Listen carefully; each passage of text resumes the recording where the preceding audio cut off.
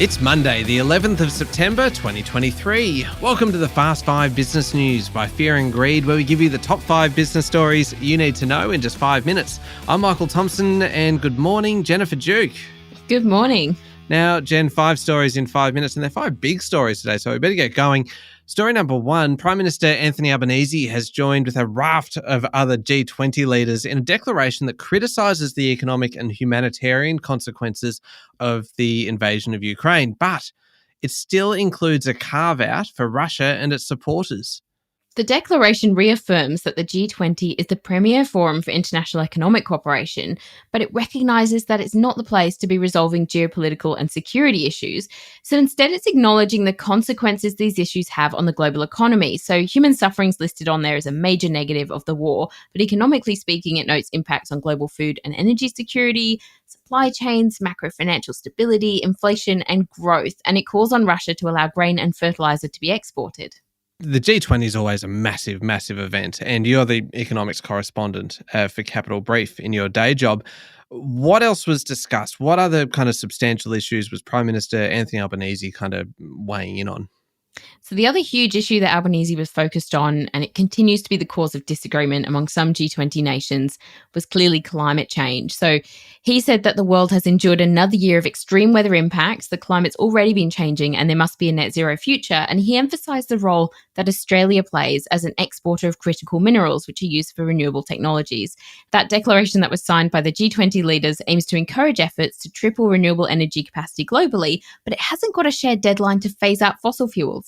One last quick question before we move on. It's always fascinating to see who the Prime Minister meets with at an event like the G20.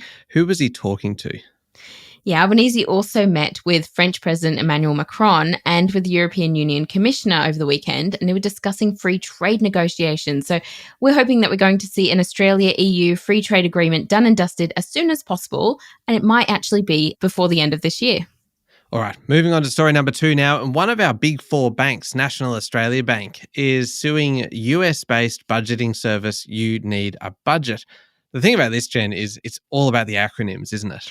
Yes, it is. So NAB reckons that You Need a Budget, that's YNAB, has been infringing on its trademarks. Apparently, NAB's been asking the budgeters do some rebranding, really. You Need a Budget is a really popular app that's been using a digital version of the envelope method for budgeting. And when you download it, it is under the acronym YNAB. But NAB doesn't like it as it thinks they're deceptively similar to their own brand and customers might think that they're connected services. So there's been some federal court filings by NAB that reckon some people might even call it YNAB. NAB sent letters asking You Need a Budget to change its branding. It's extraordinary, isn't it? It's a great story. On to story number 3. Auction clearance rates seem to have remained pretty steady at one of the biggest weekends under the hammer this year so far. So about 2,285 auctions were expected to be held over the weekend. That was on CoreLogic's figures. That was about the same as last weekend, with the spring selling season kicking off strongly. But last year, there were 1,918 auctions for the equivalent weekend. There's really a bit of life in the market at the moment. And on preliminary auction clearance rate numbers, we're at 71.7%. That's so far surpassing the preliminary numbers of last weekend, but only by a little bit. So Sydney's clearance rate on these early figures is at 73.4%, with Melbourne at 71.5%. We'll get a clearer picture when more results are collected, but it looks like it was a pretty solid weekend for property sellers. Yeah, sounds like it. Story number 4, Facebook, Elon Musk's X, formerly Twitter, and other social media giants are due to see their moderation practices dragged into a showdown in the US Supreme Court.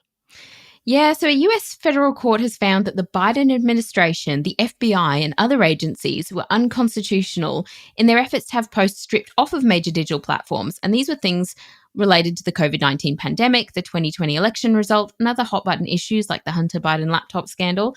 And health academics took the First Amendment case to court last year, arguing that their rights had been breached as the government was censoring their speech by putting pressure on third parties.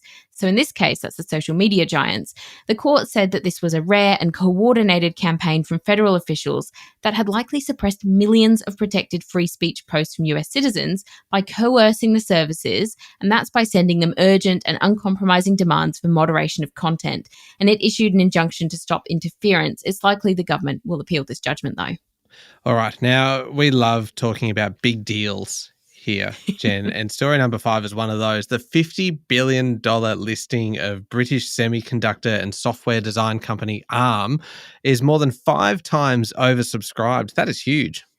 You're right. This is a very, very big deal. So it's one of the biggest IPOs on the NASDAQ in nearly 2 years. And the Financial Times is reporting that bankers have told them that investors are all over it. That's even despite some concerns about a drop in profit for ARM's latest quarter.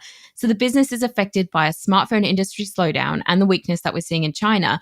But the FT says that brokers and ARM executives are convincing fund managers of its merits by telling them the big AI trend will be everywhere. It will run on the company's tech. And they're saying the opportunity is boundless and computing needs are insatiable. And SoftBank actually snapped up a 25% stake in ARM in August. All right, there we go. Top 5 business stories in 5 minutes. Thank you, Jen.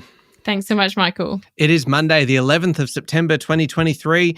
Remember to hit follow on the podcast. If 5 minutes isn't enough for you, you can find our longer daily show called Fear and Greed Business News wherever you listen to podcasts, and that comes with a bunch of interviews and things as well. Today's interview is a great one for investors. Make sure you check that out. I'm Michael Thompson, and that was the Fast 5 Business News by Fear and Greed. Have a great day.